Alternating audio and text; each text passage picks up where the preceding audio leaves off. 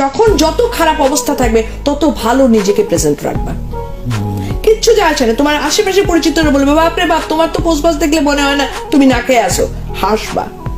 কারণ অনেক সময় না কাছের লোকজন তো জানে যে ঝামেলা আছে, কিন্তু নিজেকে কখনোই দৈনতার সাইনবোর্ড করবা না। হ্যাঁ, নো নো ডাম্প ইট। এবং আমি যখন যত সমস্যা বেশি থাকতো তত বেশি মাঞ্জা দিতাম, তত বেশি ঝকঝকে হয়ে চলতাম। কারণ এটা কিন্তু নিয়ম, এটা কিন্তু নিয়ম। আমরা কিন্তু তেলা মাথায় তেল দিতে পছন্দ করি। আমি যখন একটু আমার কিন্তু টেনশনে আগামীকালকের ঘুম নাই, কিন্তু আমি কোনো এক জায়গায় গিয়ে মিটিং এ বসে এমন ভাব করতেছি মনে হচ্ছে আমি যেন 5 তারকার থেকে খেয়ে আসছি। তাতে কি হচ্ছে, তারা কিন্তু গুরুত্ব দিয়ে শোনে। আমি ভাই কিছু নাই রে ভাই, কালকে খাওয়ার পয়সা নেই, এটা বললো হয়তো বা আমার প্রপোজালও দেখতো না, ওই ফালাই দিত। এটা কিন্তু তোমাদের প্রজন্মকে বলছি। এই জন্য নিজের উপর ওই কনফিডেন্স রাখবা, ফিটফাট থাকবা, কখনোই হতাশাকে সাইনবোর্ড বানাবা না।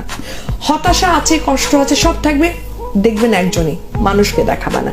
সিরিয়াসলি এটা কিন্তু আমি মনে প্রাণে বিশ্বাস করি।